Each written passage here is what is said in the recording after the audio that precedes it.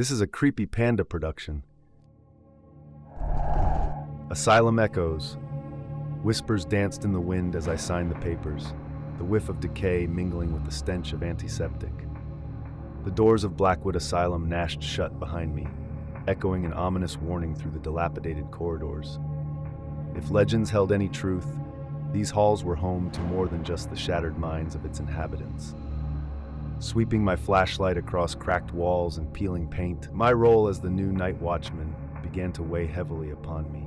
The first few hours passed in silence, save for the distant echoes of a melody I couldn't quite place. Night shifts here were reputed to wear down even the strongest wills. The chilling stories told in hushed tones made a mockery of one's sanity. As I patrolled a particularly frosty corridor, the temperature dropped, my breath clouding the air. I couldn't shake the feeling of icy fingers tracing my spine. Turning the corner, the soft glow of my flashlight caught movement. I steeled my nerves, inching forward. Suddenly, the light flickered and dimmed. A chill settled in my bones. "It's just a power glitch," I murmured, more to reassure myself than out of any real conviction. When the beam of light sputtered back to life, I found myself face to face with a wall where the movement had been, a dead end, the air still save for a solitary, bloodied handprint staining the stone. By the time I reached the east wing, the air had thickened with an oppressive dread. I could almost hear the walls whispering secrets of the past. The sound of shuffling behind a door caused me to pause. Rattled, I tried the handle. It turned with an ominous creak, and as the door cracked open, the room beyond was empty, impossibly empty. Not a bed, chair, or sign any patient had ever existed there. A stifling silence engulfed the space as I backed out, my heart knocking against my ribs. At the midpoint of my shift, I discovered the courtyard, a decrepit garden festooned with wild overgrowth. An imposing statue of the asylum's founder glared down at me. The air buzzed, electric with unseen energies. I felt watched, hunted. The rustle of leaves drew my eyes to the shadows where light dared not touch. It was there that I saw her, a wisp of a girl, shrouded in white, her eyes hollow pools of despair. She gazed at me, an ephemeral prisoner of time. Courage, or something darker, spurred me forward. I needed to know if she was real or an illusion cast by my addled mind. But as I neared, the girl vanished, her presence a mere echo in the night. The ground where she stood was discolored, the earth darker, the remnants of an old grave perhaps. Panic clawed at my chest, urging me to flee, yet my duty anchored me to this cursed plot of land. Could the legends be true? Was Blackwood a thin place, where the barrier between worlds blurred? Returning indoors, the onslaught of whispers grew more insistent, snatches of conversations that should have died years ago. Each step embroiled me further in the madness. Just one night, I coaxed myself. Survive one night. But the asylum refused to relent. Doors slammed in the distance, footsteps scurried just out of sight, and the soft melody resurfaced, a lullaby that seemed to emanate from the bowels of the building itself. I discovered the source in the basement, where the weight of the darkness was all-encompassing. An old music box sat in the center of the room, its tune a dirge that seemed to play just for me. Compelled, I reached a trembling hand toward it, but before I could touch the cursed thing, a shattering scream tore through the asylum. The music box snapped shut, silence descending like a shroud. Desperate for dawn, I could now count the minutes. The asylum seemed to breathe around me, alive with the echoed torment of souls long departed. As my final round approached, I steeled myself for the ward that staff whispered was truly haunted, the nucleus of Blackwood's malevolence. Every instinct urged me to avoid it, but the pull of the unknown, the necessity of unraveling the mystery, led me there, to the heart of the asylum's darkness. The door to the ward groaned as I pushed it open, revealing a chamber untouched by time. Beds lined the walls, restraints still bolted to their frames, and a thick layer of dust coated every surface. In the center of the ward, a wheelchair faced away from me, its occupant hidden. I circled it slowly and found myself staring into the empty seat. But in the reflection of a broken mirror just beyond, the wheelchair wasn't empty at all. A figure sat there, its gaze fixed on my frozen form. I mustered the courage to look directly behind me. The wheelchair sat unoccupied, the figure in the reflection gone, yet a whisper by my ear sent me reeling. "Leave," it hissed. With no further prompting, I ran, the halls of Blackwood a blur as terror propelled me forward. Bursting from the asylum as the first light of dawn crested the horizon, I collapsed outside, vowing never to return. The story spoke true of Blackwood Asylum. Something more than madness lingered within those cold stone walls.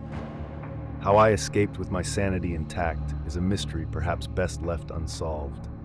For there are thresholds that man was not meant to cross, and echoes that should never be followed. I'm haunted not by what I saw, but by the inescapable truth that Blackwood had shown me only what it wanted me to see. Forgotten Ward. The hum of the hospital's fluorescent lights was a faint chorus in the background as I hesitated before the unmarked door at the end of the hall. It didn't belong. This section of the hospital was long abandoned, a remnant of eras past. My job as a night janitor was mundane, but tonight my curiosity pushed me beyond the glow of the well-lit corridors into a darkness that felt like it was pressing against every inch of my skin. My hand closed around the cold metal doorknob, the stillness of the air suffocating, as if the very building were holding its breath. Why was I doing this? A strange compulsion, I suppose, the lure of the undiscovered. They said the 5th floor was shut off for renovations that never seemed to begin, a forgotten ward. The door creaked open, revealing a pitch-black yawning corridor, the scent of stale air and disuse wafting out to greet me.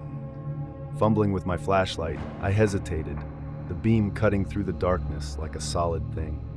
Rows of unoccupied, decrepit rooms stretched out before me, each one shrouded in shadows that seemed to move just out of the light's reach. Each step forward felt like wading through a viscous sea. The hospital's sounds were far behind me now, and in their place, a palpable silence enveloped the space. It was an oppressive quiet, the kind that preys on the senses, creating whispers from the smallest of noises. Something felt off, very off.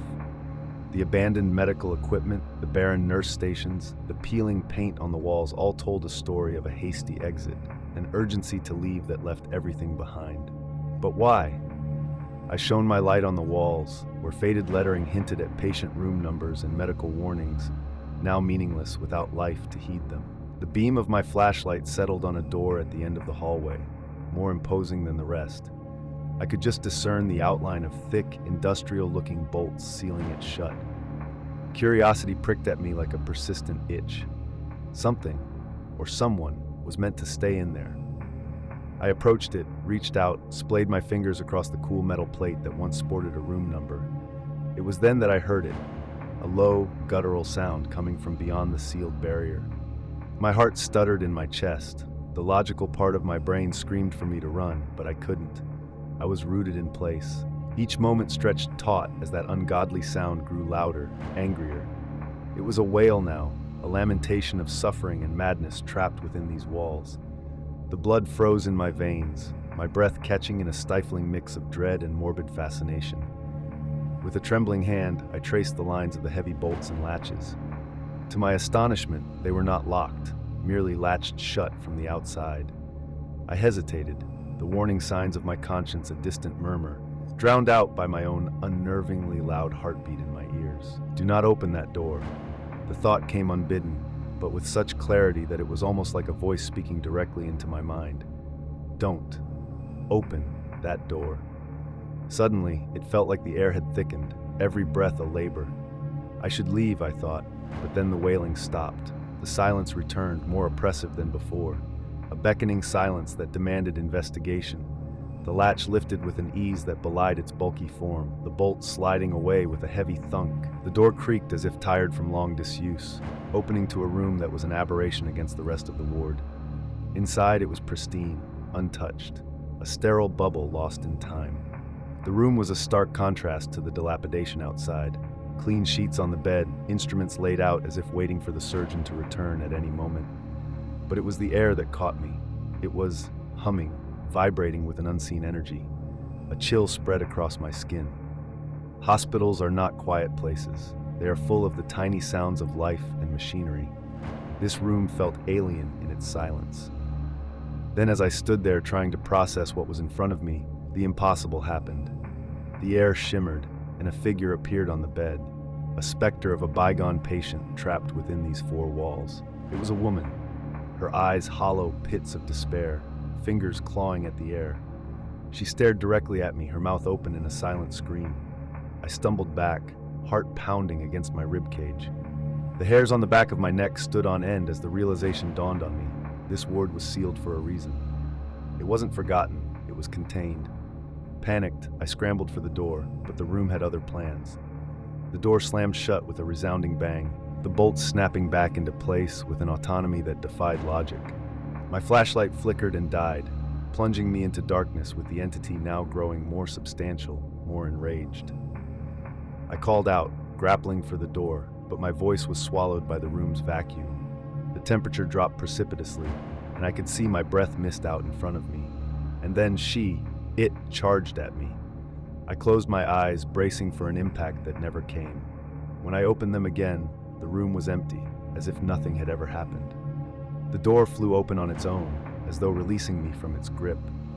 I bolted, not bothering to look back, the need to escape all-consuming. The sounds of the rest of the hospital greeted me as I emerged into the lit corridor, a symphony to my ears after the silent terror of the forgotten ward. The rest of the night passed in a blur. I tendered my resignation not an hour later, a decision born from raw fear and a sanity barely clinging on by a thread. But some nights, when the world is quiet, I can still feel the pull of that room, that ward, a siren's call to unlock secrets that should remain buried. And even now, I fight the urge to return, to confront whatever resides there. The forgotten ward, it turns out, is not so easily forgotten. Madhouse Shadows. Darkness draped over the creaky corridors of the old asylum like a suffocating blanket, the kind that presses on your chest and leaves you gasping for a breath that won't come. My shift as a night guard at the Hillcreek Asylum for the mentally ill had always flirted with the eerie silence of the forsaken halls. But tonight, the shadows whispered my name. It started as a giggle, a low murmur creeping from the bowels of the abandoned West Wing. The wing had been closed off years ago after a fire charred its insides, leaving it a skeletal husk. In the gruntwork hierarchy, newest guards roamed these parts. But the giggling wasn't right. There was a patient list, and I had memorized it. We had no tenants in this section. Curiosity's jagged nails clawed at my reason, and I ventured in, my flashlight's orb of light bouncing off peeling paint and soot-stained walls. The air grew colder with each step, and I could see my breath fogging the beam from my light. That's when I first spotted her, at the end of the hallway. A girl in a tattered hospital gown, darting into a room, her laughter tinkling like shards of broken glass. My hand trembled as it reached for the door, the rusted number plate hanging sideways read 219. A push, a creak, and I invaded its untouched mustiness. Hello? My voice sounded alien, echoing off the shattered remnants of medical equipment and fallen ceiling tiles. No reply, just the drip of unseen water like a ticking clock marking time in a dead space. The room was empty, save for a decrepit mattress and chains on the wall. As I turned, a shadow unfolded from behind the door, a mere wisp of darkness, but it clung to me. I could feel it pulling, dragging me back towards the door, towards something unseen and ominous. Rationality screamed for me to flee, but it was as if my feet had rooted to the grimy floor. Staring down into the hallway, I saw her again, that same girl, standing further down now, by room 223. Another laugh, like a whisper, and she slipped away. A shiver scurried down my spine, a spider of dread crawling along my vertebrae. Chasing shadows, that's what my mind tried to tell me I was doing, but my feet followed her regardless. The game of hide-and-seek unfolded with every room she lured me past, each disturbingly empty. My torchlight began to flicker in synchrony with my fraying nerves. Then, without another glimpse of my ghostly companion, I arrived at room 237. This door wasn't like the others, it was steel, not wood, and the intact plate read isolation. There was an infernal chill in the air as if the room exuded its own cold. The hair on my neck stood up, a primal warning.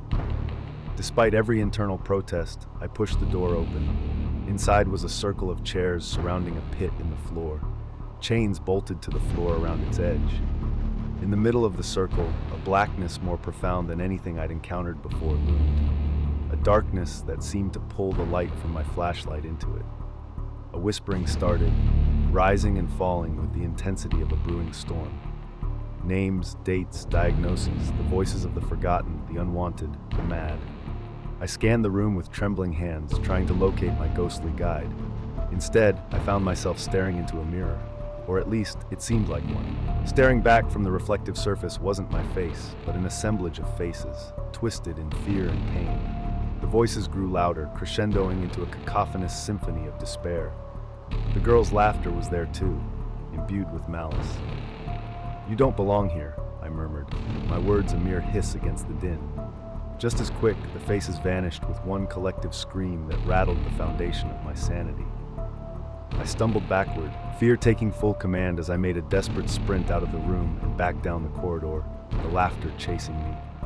I didn't stop running until I burst out of the West Wing's doors into the less oppressive darkness of Hillcreek's main grounds.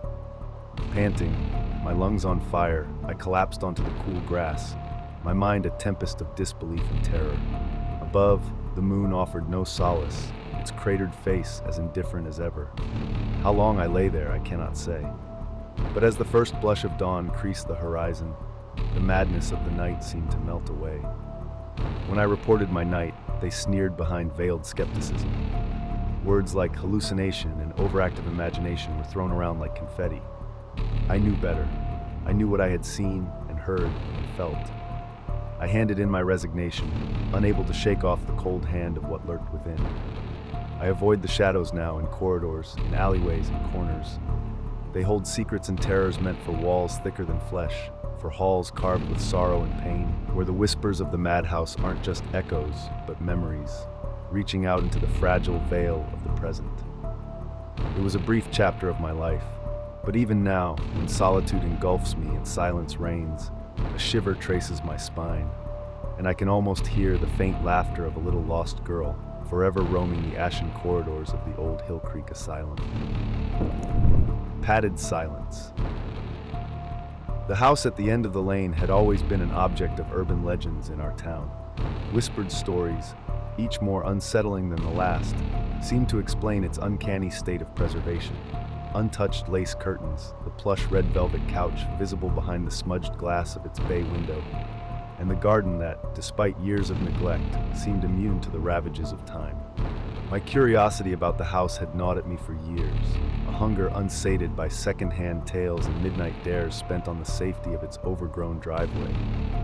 Tonight, driven by a compulsion I couldn't understand, I ventured deeper, past the boundary of rational judgment, towards the imposing front door. The air grew dense around me, as if trying to smother my resolve with every step I took. As my fingers curled around the doorknob, a silence enveloped me. A silence so profound it seemed like an entity in itself. The door creaked open, a sound that broke the silent atmosphere for a mere moment. Stepping inside, I was greeted by an unmoving air, thick with the musk of old books and forgotten memories. The hallway stretched before me, lined with portraits of people whose eyes followed me, piercingly lifelike.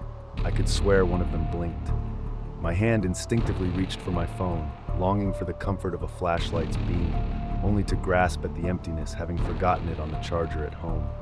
A chill seemed to be nipping at my heels as I made my way into the living room. There, the grandeur of the place hit me, a stark contrast to the dilapidated exterior. The plush couch, an island of crimson in a sea of opulence, drew me forward. Yet as I approached, I noted the indentations on the cushion, the unmistakable sign of recent use. I had the uncomfortable feeling of being observed, a spectator to my intrusion. The stillness in the room was almost physical, pressing against my ears, a padded silence that threatened to swallow me whole. This was a place left undisturbed, a pocket in time, and I had trespassed. Continuing through the house, I grew aware of a soft, rhythmic thumping. It was coming from upstairs. Part of me screamed to flee, while another, the part that had brought me here, needed to know. Ascending the staircase, each step felt deliberate, the thumping growing clearer, more insistent. Reaching the top, I hesitated.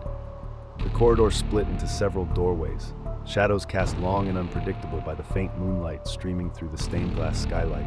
My breath hitched as the thumping ceased abruptly, replaced by a muffled whisper, indecipherable and close.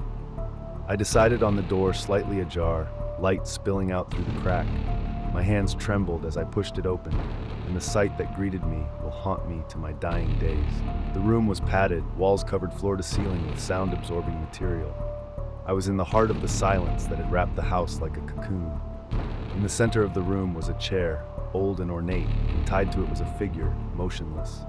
Ragged breaths punctuated the quiet. My approach was cautious, morbid fascination tinged with fear.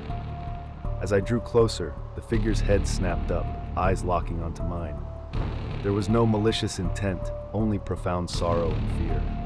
"Please," the figure whispered, the voice brittle.